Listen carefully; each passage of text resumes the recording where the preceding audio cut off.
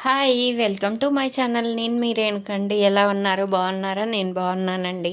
ఈరోజు దీపం ఎలా వెలిగించాలి, ఎన్ని ఒత్తులతోటి వెలిగించాలి, మనం దేవుడి గుడిలోకి వెళ్ళేటప్పుడు ప్రదక్షిణ ఎలా చేయాలి, అన్నీ కూడా ఈ వీడియోలో వివరంగా తెలుసుకుందామండి.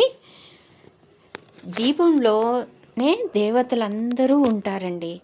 మనం దీపం వెలిగించిన మరుక్షణమే ఆ ప్రాంతం అంతా కూడా ఎంతో దైవశక్తితో నిండిపోయి ఉన్నట్లుగా కనిపిస్తూ ఉంటుంది. దీపం పెడితే చాలు దేవతలందరూ కూడా వస్తారు అన్నట్లు ప్రకాశవంతంగా ఉంటుంది. అటువంటి దీపారాధన ఎలా చేస్తే మనకు ఫలితం వస్తుంది అనే విషయాన్ని తెలుసుకుందాం. ముందుగా దీపం వెలిగించే ప్రమిద బంగారం కానీ, వెండి కానీ, ఇత్తడి కానీ, మట్టిదైనా పర్వాలేదండి. స్టీలు, ఇనుము మాత్రం వాడకూడదు. ప్రమిదగా దీపం ఎప్పుడూ వెలిగించకూడదు. దీపపు ప్రమిద నేలపైన అలాగే పెట్టకూడదు. అది దీపాన్ని అగౌరవపరిచినట్టు అవుతుంది. దీపాన్ని పెట్టే కింద ఒక చిన్న ఇత్తడి లేక మట్టి ప్లేటు అయినా సరే పెట్టి దీపాన్ని వెలిగించాలి. అలాగే దీపారాధన చేసే ముందు ఇంటిని 2 పూటలా శుభ్రపరచుకోవాలి. శుభ్రమైన ప్రదేశంలో మాత్రమే దీపం పెట్టాలి. ఉదయం సాయంత్రం చేసిన తర్వాత, స్నానం చేసిన తర్వాతే దీపం వెలిగించినట్లయితే మంచి ఫలితాలు కలుగుతాయి. అలాగే స్నానం సాయంత్రం చేయలేని వారి స్థితిలో కనీసం ముఖం, కాళ్ళు, చేతులు, నోరు కడుక్కొని అప్పుడు దీపారాధన చేయాలి.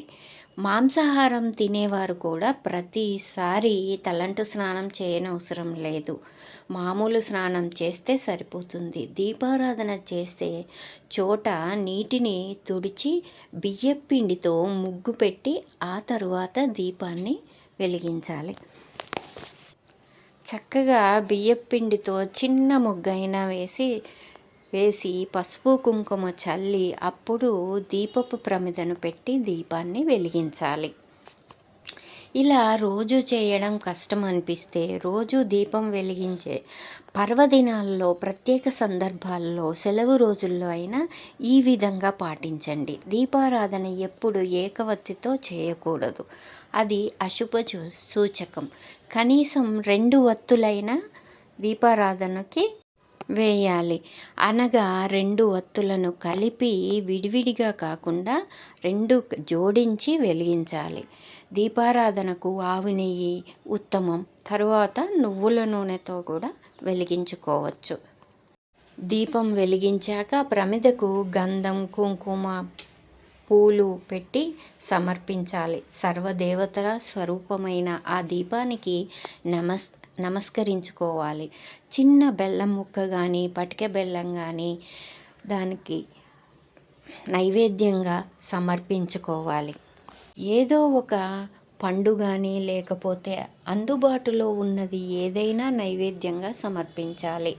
ఏ ఇంట్లో అయితే నిత్యం 2 పూటలా దీపారాధన చేస్తారో ఆ ఇంట లక్ష్మీదేవి ఎప్పటికీ నిలిచి ఉంటుంది.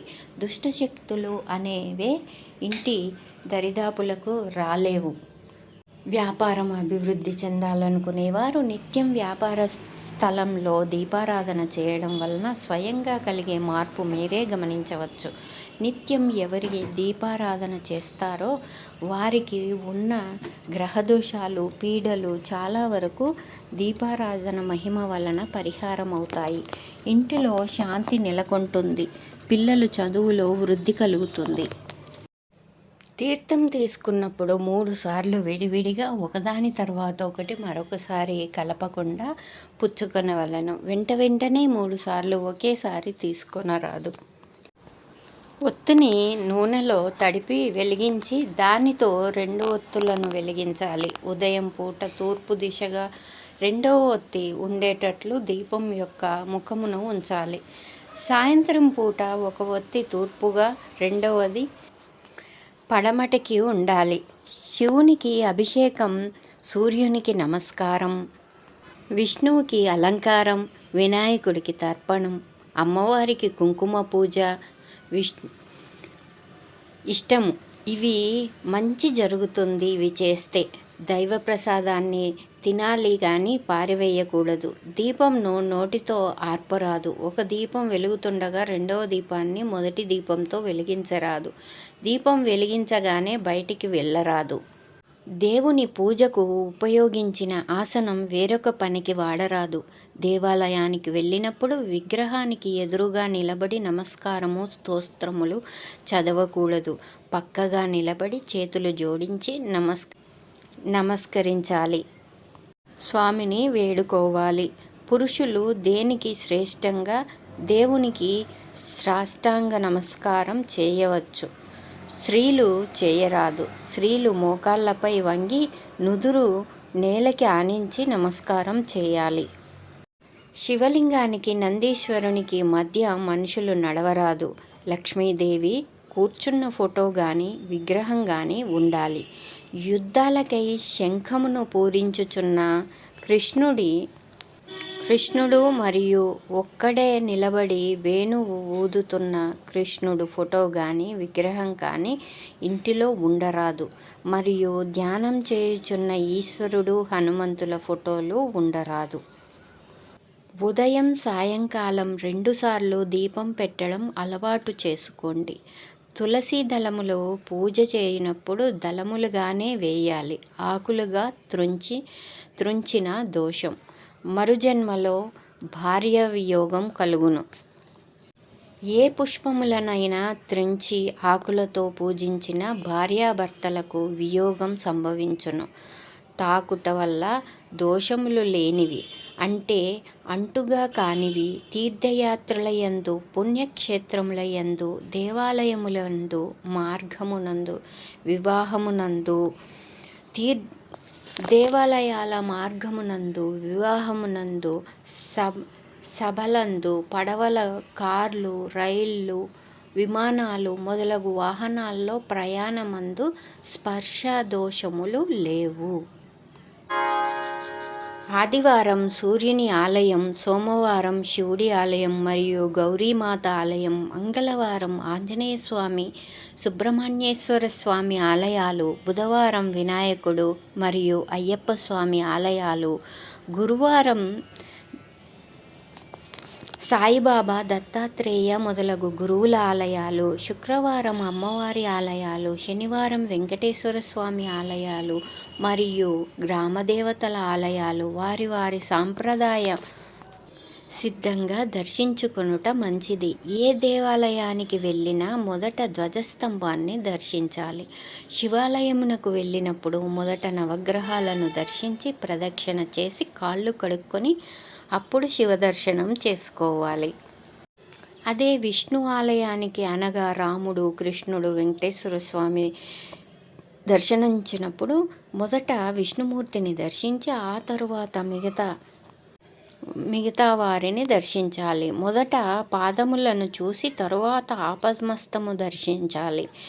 నవవిధి భక్తి మార్తములు శ్రవణం, వినటం, కీర్తించడం అనగా పాడటం, స్మరణం, మనసులో జపించుట, పాదసేవ, అర్చన, పూజ, నమస్కారము, ధ్యానము, సేవ, సఖ్యము, ఆత్మనివేదన, మనో అనుగ్రహంతో సమర్పించుట. వీటిలో ఏదైనా దేవునికి ప్రీతికరము. జపములు 3 రకములు. అవి వాచక జపము, అందరికీ వినపడేలాగా బిగ్గరగా చేసే జపం.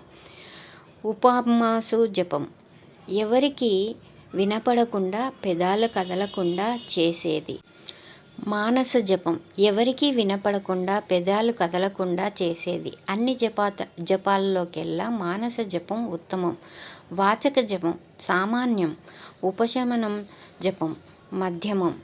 ఏ ఏ దేవతలకు దేవుళ్లకు ఎన్ని ప్రదక్షిణలు చేయాలి. వీటితో పాటు దేవాలయం దర్శనానికి వెళ్ళినప్పుడు ఈ నియమాలు కూడా పాటించాలి. కాళ్ళు చేతులు శుభ్రం చేసుకోకుండా ఆలయంలోకి ప్రవేశించరాదు. ఆలయ పరిసర ప్రాంతాలలో మలమూత్ర విసర్జన చేయకూడదు. ఆలయం లోపల ప్రశాంతంగా ఉండాలి.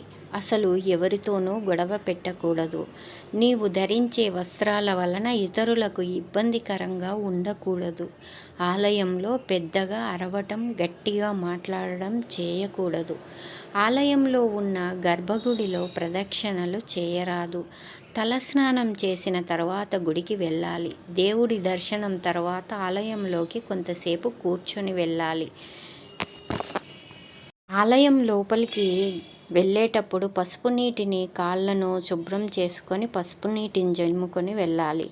ఆలయంలోకి దేవుని తప్ప ఎవరికి నమస్కారం చేయకూడదు. స్త్రీలు పట్టు వస్త్రాలు ధరించి ఆలయంలో ఉన్న గర్భగుడిలోకి ప్రవేశించరాదు. ఆలయంలో పసిపిల్లలు రోదిస్తూ పూజారులు పూజా కార్యక్రమాలు నిలిపివేయాలి. దేవుడి దర్శనం తర్వాత ఆలయ ప్రాంగణంలో కొంతసేపు కూర్చొని వెళ్ళాలి. ఆలయంలో గోళ్ళు కొరుకుట చేయరాదు. ఆలయంలోకి వెళ్ళినప్పుడు కుంకుమ లేదా తిలకం ధరించి వెళ్ళాలి. ఈ వీడియో నచ్చినట్లయితే సబ్స్క్రైబ్ చేయండి, షేర్ చేయండి, లైక్ చేయండి. మరిన్ని ధర్మ సందేహాలను మీ ముందుకు తీసుకొచ్చే ప్రయత్నం చేస్తాను. Bye bye.